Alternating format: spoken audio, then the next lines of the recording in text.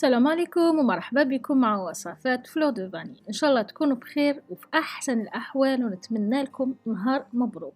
حباباتي، الوصفه تاع نهار اليوم راح تكون خفيفه ظريف بمكونات بسيطه واقتصاديه. راح نحضر حلوى جافه بالمربى ولا ديبتي فور بلا كونفيتور. فبلا ما نطول عليكم نمر مباشره ونشوفوا المقادير وطريقه التحضير.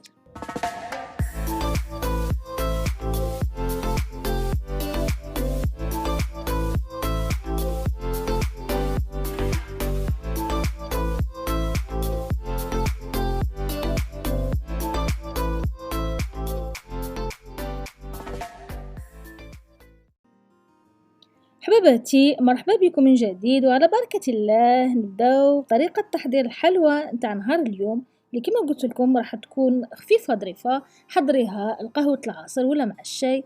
وراح نحتاج في هذه الحلوى 150 غرام نتاع زبدة تكون طرية ولا مارغرين. نضيف عليها 150 غرام سكر عادي، رشة الملح. هنا راح نحط كل المكونات على ضربة واحدة. عندي ملعقة صغيرة نتاع سكر الفانيليا وحبة بيض بدرجة حرارة المطبخ.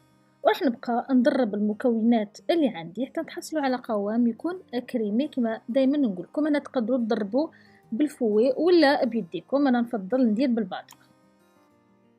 فانا حباباتي بعد ما ضربت الملح المكونات اللي عندي راح نزيد نكه الحلوى نتاعي بمبشور الليمون. هنا اختياري، تقدروا تكتفوا غير بالسكر الفانيليا ولا الفانيليا السائله اللي يكون متوفره عندكم.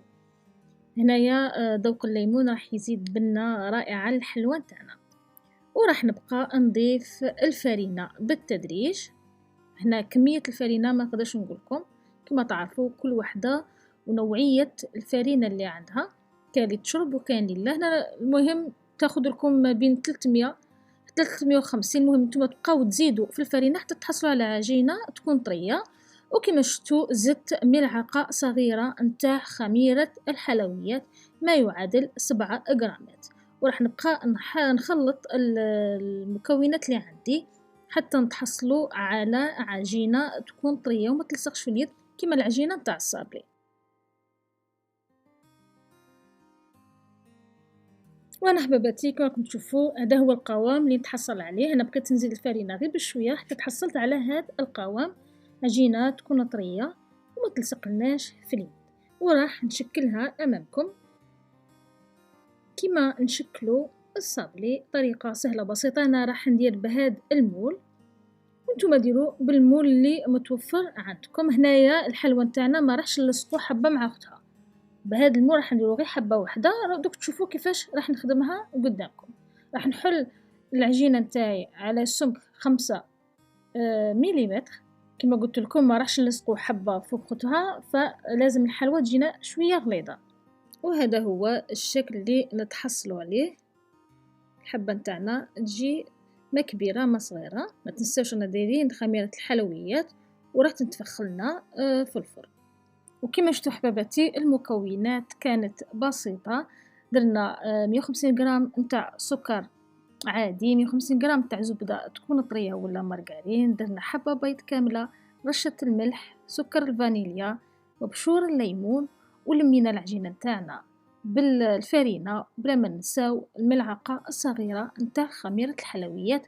وهذه المقادير راح تقطع لكم 33 حبة من هذا النوع. فانا حباباتي كما شفتوا كملت الكميه اللي عندي. راح ندخل الحلوى نتاعي الطيف الفراني مسخنتها على 180 درجه. راح تشد لكم ما بين 10 حتى 13 دقيقه كل وحده والفرن تاعها. المهم تشوفوها تحمرت لكم، هذيك هي تكون جاهزه. اذا حباباتي الى الحلوى نتاعي بعد ما طابت انا شدت لي 13 دقيقه، خليتها حتى تحمرت لي بهذا الشكل. وهنا راح نزينها تزيين خفيف ظريف مربى المشمش. تقدروا ديروا الشوكولا، تقدروا ديروا مربى الفراوله، المهم اللي متوفر عندكم. هنا الأهم في هذه الوصفة هي طريقة تحضير العجينة. صدقوني تجي رائعة مقرمشة، وكي تشربوها مع القهوة بالحليب ولا مع اللاتاي حتبقى تذوب في الفم.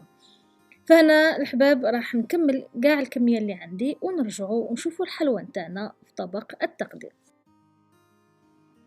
حباباتي، وصلنا لنهاية الفيديو نتاع نهار اليوم، وهي الحلوى نتاعي في طبق التقديم.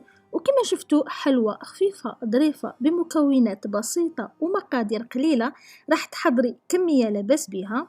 شوفوا كيفاش خرجت لي، بقات شادة الشكل نتاعها ما تبدلش، وتجي من أروع ما يكون. هذه الحلوى راح تعجب حباباتي اللي ما يبغوش يعجنوا بزاف، ما يبغوش الحلويات اللي تدي من وقتهم بزاف. حضريها القهوة بالحليب ولا باللاتاي، الله الله، وفرحي بها أهلك وحباباتك. حباباتي، دمتم في رعاية الله وحفظه، وإلى اللقاء بفيديوهات أخرى إن شاء الله. ما تنسونيش بالجيم والبارتاج. السلام عليكم ورحمة الله تعالى وبركاته.